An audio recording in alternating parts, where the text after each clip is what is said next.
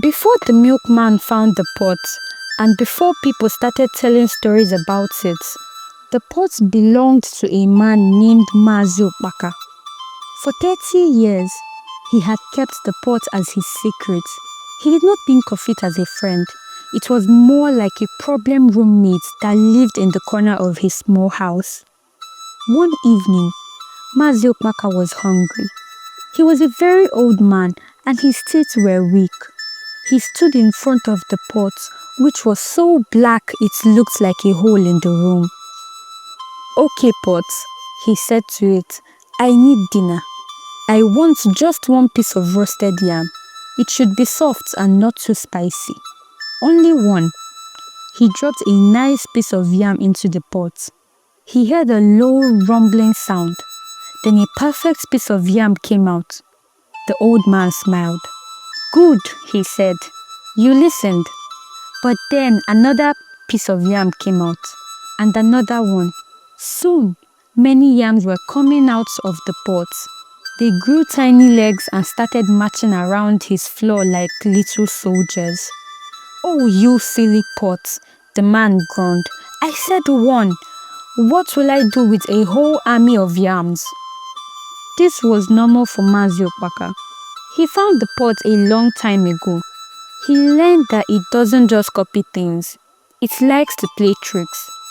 Once, he dropped a chicken feather inside. He wanted a soft bed.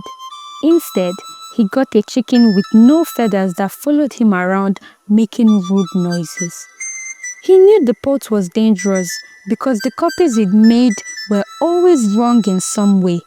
But he was old and lonely, so he thought it was more annoying than scary. He had rules to stay safe. He never asked for money. He never put animals inside. And he never ever put a part of his own body into the pot. But secrets don't last long in a village. People started talking about the old man who lived alone, but always had food. They said he had a magic pot of plenty. A young man named Okoro heard these stories. Okoro had very big dreams, but he was not very smart about them. "A pot of plenty?" he told his friends. "That old man is wasting it. A smart man like me could use it to get rich." Okoro made a simple plan. He decided he would sneak into the old man's house at night and steal the pot. Later that night, he went to the house. He tried to be quiet, but he stepped on every dry leaf on the ground. When he got to the door, he saw it was open. This will be easy, he thought. He walked inside, but Mazi Okpaka was sitting in his chair waiting for him. "Okoro," the old man said calmly, "I was expecting you." Okoro was scared, but he wanted the pot very badly. "I've come to take the pot, old man," he shouted. "I see," Mazi Okpaka said, "but you should be careful. That pot likes to play mean jokes."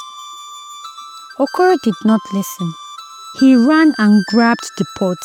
His life was about to change forever. A hand came out of the pot. It was Okoro's hand, then an arm, and then a whole body. A perfect copy of Okoro was pulled out of the pot. The real Okoro just stared with his mouth open. The copy looked at him and smiled a mean smile. "See?" the copy said. "A better me. I'll take it from here."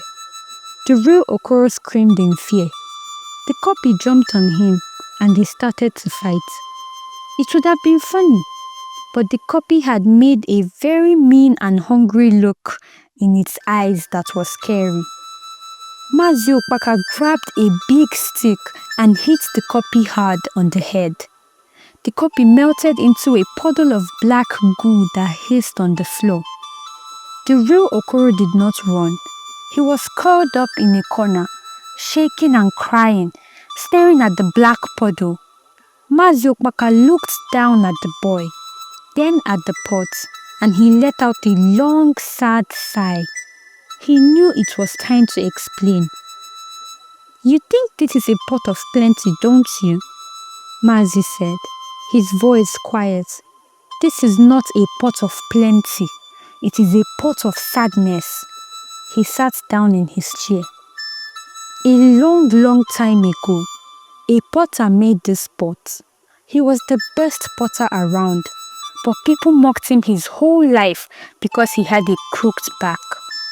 One day, he cried all of his sadness and all of the mean words he had ever heard into the clay. This pot was born from a broken heart. That is why it cannot make anything perfect. It can only make copies that are wrong and twisted. It shows the ugly part of everything because it was made from ugliness. Okoro stared at the pot with new eyes, filled with terror. It wasn't just a magic pot. It was a cursed thing. Now you see, Mazi Okpaka said softly, it is not a gift. It is a disease. Go now. Run home and forget you ever saw this. Okoro scrambled to his feet and ran out of the hut, a deep fear in his heart that he would feel for the rest of his life. The next day, Mazi Okpaka took the pot far away. He walked for hours until he found a quiet spot. He dug a deep hole. Before putting the pot inside, he held it one last time. It felt cold and sad in his old hands. He closed his eyes and said a prayer from his heart. "Oh pot," he whispered, "you were made from pain, but your story does not have to end in pain. I pray that the sadness of your maker can finally leave you. May you forget how to play name tricks. May you learn how to make things the right way." He looked up at the sky. "I pray that the next person who finds you will be given what they ask for without any mockery. Let your new life be one of helping, not hurting. Be a pot of plenty, not just a pot of sadness." With his prayer finished, he gently placed the pot in the hole, as if putting a person in a grave. "Rest now," he said to it, "and wake up better." He filled the hole with dirt and walked away, leaving the pot in the dark ground with a new hope laid upon it, waiting for someone else to find it.